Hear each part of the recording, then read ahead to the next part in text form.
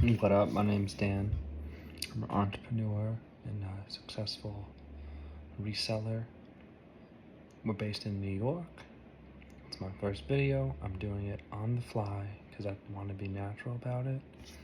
And I think that that's important for transparency and for honesty and to build trust. And just real quick, excuse me. I just drank a bunch of maple syrup. I think it's low in glycemic content. It could be high. I don't really care. That's the point. It was delicious. I noticed a lot of stuff online. I was looking. I wanted to see a little bit about this red pill stuff. I dare not go to the source of its inception and the people really pushing it because I don't want to monetize them at all. But kind of like people have adopted their system, and I just want to respond to what I think really fast. And that is these red pills, or whatever the fuck they are, I don't fucking know. These people, alphas, this and that, they push this agenda because they've had success and they want to maintain this level kind of control over society, which is that the strong man wins and this and that, and the alpha's hot and he gets all the girls. However, the thing is, I think that's the biggest threat, is that no one gives a fuck anymore if they're getting the girls, or if they're red or blue pill, whatever the fuck they think they are. No one gives a fuck anymore, and that is it's shaking their power and their control of the mentality of violence and physical superiority and, thrill-seeking, risky behavior, gets some girls. And it's the same girls be fucking all of them. It's the same girls. We gotta go to guy, the same one. And they fuck them. And that's fine, that's great. But the thing is, the less we care and the more we've never in the United States been able to follow, truly been so informed and so educated that we can take our life and we can do whatever we want with it, and we're informed, and that's like a threat, because you can have this big alpha tough guy, prison sentences and that, convictions, this and that, and he can't stomp you out in broad daylight anymore, just anywhere. It's not the Wild West anymore. Now there's consequences. So we don't have to live in fear of the man with the propensity for violence and intimidation tactics. That shit never works on me, I'll tell you that. I'm not a big guy. You might scare me, and even if you do win that altercation, I know and if you hit me, I'm gonna survive and you're gonna go to jail. And it's very likely I would allow that to happen so that you suffer the worst consequence. Even if I get my nose broke, guess what? Who I am on the inside, that's what matters. And I think that we've been shown, Bruce Lee has shown us, it's almost like the opposite of Bruce Lee, who, if you heard how Bruce Lee talked, he was very calm, very gentle. He did have some traditionally masculine ways with martial arts, but Bruce Lee was a sensitive person too. You can just tell he was a thinker. He wasn't all, oh, look at my money. Bruce Lee was like the opposite of the red pill. And I mean, and can you think of a more centered and devoted individual? Got married, had kids, whatever we did on the side, that's his business. But think about it. He believed in flexibility, to be like water, to flow. And I think that's just something to keep in mind. That was just Bruce Lee's opinion. It doesn't make it any more valuable than yours. And ultimately, you decide what matters in life. So no one has a magical concoction to teach you to value yourself. If you're okay getting up and doing 2 push-ups, or 1 push-up a week, or never, and you're truly happy, don't let someone flaunt something and distract you and say, because I have this, I'm better. that's just their opinion. And if their friends agree with them, that's great. That's just them and their fucking friends' opinions. That's it.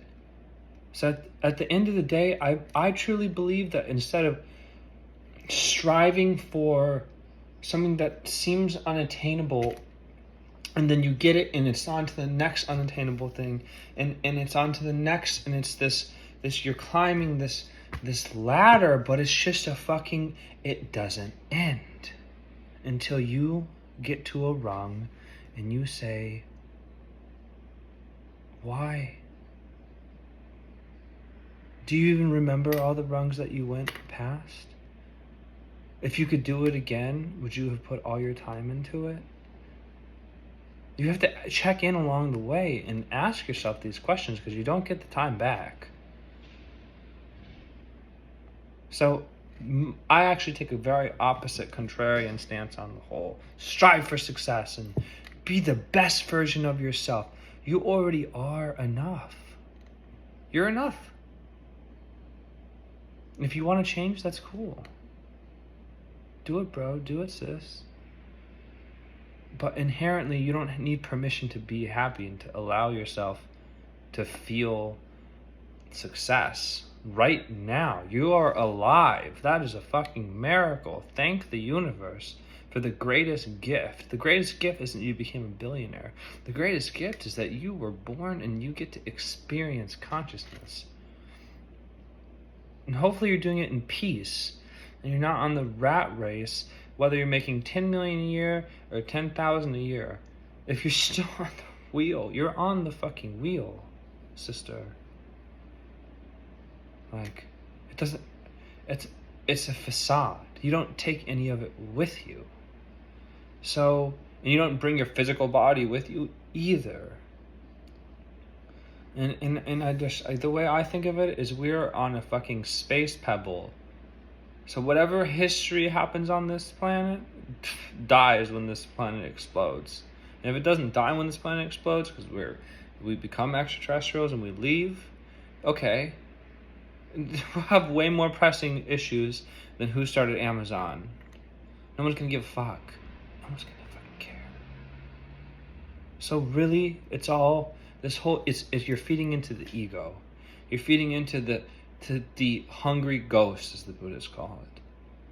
You know, that has the hole in its abdomen. The ghost, the really ugly ghost with the hole in its abdomen, is eating, and the food is just coming out of this big wound, and that ghost just never stops.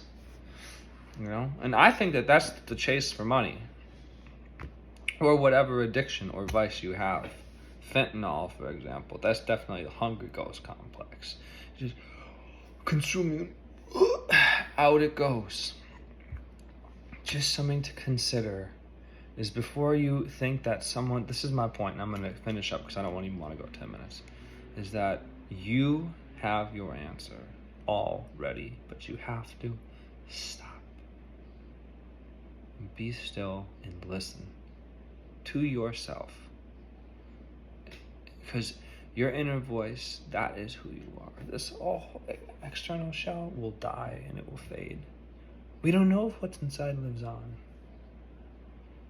But I believe that the greatest wisdom is within our own being, and that we have to honor it and not always question it. You can question it, but don't always question. Let me rephrase that. Don't always question if it's valuable. It's always valuable. It's always valuable. You know? And that's how you can have a peasant richer than the king. Because he's rich in depth of character and rich in happiness. And those are things you really can't buy in the long term. So anyway, I hope it was nice to meet you all. I hope some of this brought some joy to your life. You don't need permission to feel happy. You can just be happy. And if you don't choose that, that's okay. There might be very valid reasons. You might have, terminal illness that's excruciatingly painful. And that resonates with me. And I hope that your pain gets better. And I hope you're learning through that.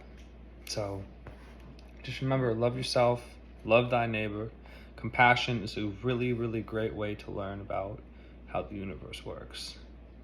Because when you see it as disjointed, you know, and you're not being compassionate, you don't really get to see the entire universe, because it works together very intimately. So, okay, y'all. Love y'all. Hope to see you soon, Dan Piedra, or Manhattan Luxury in New York. So, hit me up. Peace. Bye, guys.